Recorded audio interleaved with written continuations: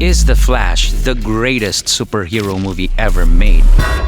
Actually, I didn't want to make this review. It is a highly controversial movie. We may get a lot of hate, but we need to tell you the truth. So I texted my movie buddy Jim, The Flash is good. We need to review it. Thumbs up. I was praying he wouldn't like it, and I just had too much beer. So we can say The Flash is bad, like most YouTube channels have said, and go with the flow. But Jim replied, DC may have made their best movie with a vert. Oh no.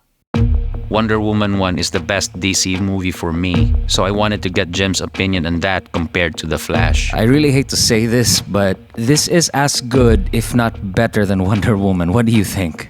Well, I think that was a trick question, but the fact that he couldn't give me a straight yes or no answer worries me. I think Critical Drinker said this, that what's more annoying than Ezra Miller are two Ezra Millers. He must agree. Ezra Miller is annoying as me.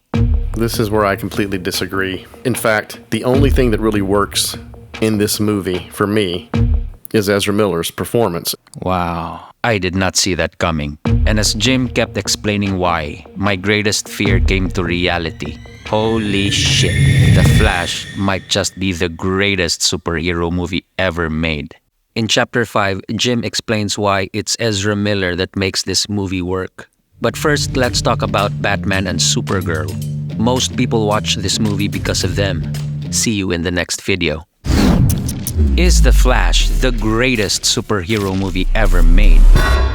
If it is, maybe because of Batman and Supergirl. So Michael Keaton from the 1989 Batman is back. Vicky Vale.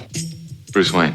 It's good for nostalgia. You're tempted to just go all fanboy, and because that's kind of what it is. It's fan service. My complaint is that everything is spoiled in previews now.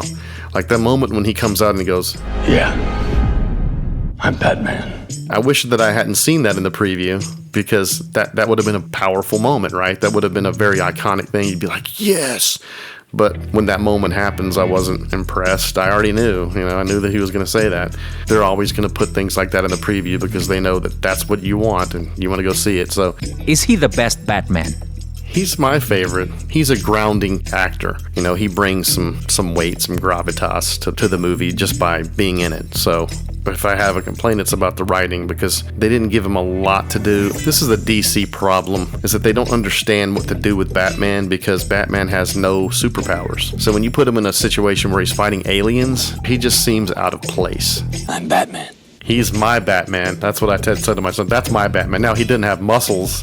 He doesn't look like he could actually beat anybody up. But, that's okay. He's a great actor. I couldn't say much about Michael Keaton because I'm a bit younger than Jim. Sorry, Jim, but my Batman is Edward Cullen.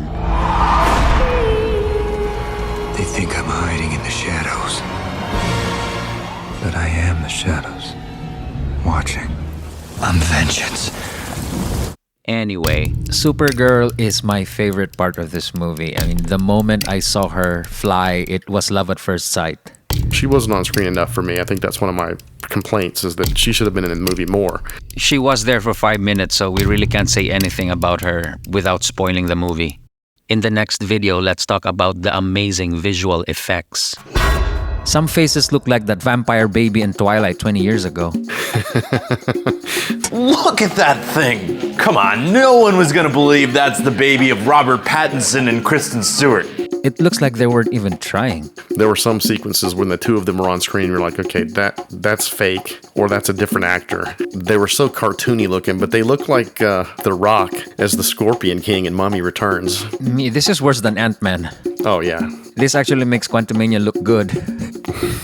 But the baby's falling, let's talk about that, because it reminded me of when Quicksilver is moving bullets, and he's, those sequences are so good that it made this even worse. It made this one look so cheesy and goofy.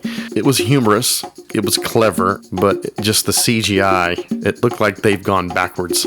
Because if you go back and watch those Quicksilver sequences, that's some of the best uses of that. I did love the opening sequence. It was very cartoon looking. It looked like a comic book with the music and, Overall, the CGI was so bad, it looked like the underpaid and overworked graphic artists did not give a single about this movie. The Flash is another movie about the multiverse, and Jim hates it. The multiverse, I mean, I'm done with it. We've already played this out. Loki, the multiverse of madness, into the Spider-Verse. We've exhausted this idea. This feels like what it was like with The Matrix. When The Matrix came out, there was all these movies. There was a slew of movies. A lot of them are forgotten now, where it was the same idea. But now we're in this multiverse thing. The sequence in this movie, we'll get into this in spoilers, but it feels like a comedy. It feels like a parody. It's fan service on steroids is what it's become. That's the multiverse. It's the excuse. We saw it with No Way Home, Spider-Man. We all loved it. We loved seeing Andrew Garfield on screen with Tobey Maguire on screen with Tom Holland. It was like, wow, we're combining all these things. But now it's got to the point where it's like we're making fun. For me, they used the multiverse as a tool. They tied it with High Stakes, with Barry's mom. Love you, Mom. I love you too. If this was just another movie that would explain the multiverse, that's nothing new. I wouldn't enjoy it. But because they tied it with something emotional, that's the meat. I agree, yeah. In this video, Jim explains why he thinks Ezra Miller makes this movie work. What's driving the movie forward is the buddy relationship between Barry Allen and himself. If you think about all of the other characters in the movie, they're barely in it. And even when they see Batman and they see Supergirl, even they are not on screen a lot, especially Supergirl. So the relationship between Ezra Miller and Ezra Miller is everything that makes this movie work. And he serves as like a mentor to him. He's trying to teach him. So it's that performance and that relationship that drives the story, the entire movie. That's interesting because... And the other one of the best scenes in the movie is when he finally loses his patience with the younger version of himself, and he just starts to yell at him and says, "You're so spoiled and you're so obnoxious and you don't realize that you have everything and you take it for granted." That was a very emotional scene for Ezra Miller. So I have to say, he's the reason that the movie worked at all. If you remove that, there's not much there. Holy shit, that makes sense. You know, I mean, he's done horrible things and they don't want to give him credit for this movie. Right. I'm not saying I like him as a person, but if I'm just looking at this movie objectively, the good and the bad. I went into this movie ready to say something bad about it just for the sake of the review, but we have to tell them the truth. Yeah. We have to say the truth. Should we recommend this? I mean, for me, it's fair not to watch this because of Ezra Miller, so... I'm still wishy-washy on whether I would recommend it. But we watched it, so you don't need to. In this spoiler review, we'll talk about the story. Because if The Flash is indeed one of the greatest superhero movies ever made, like James Gunn said, I think he's talking about the story.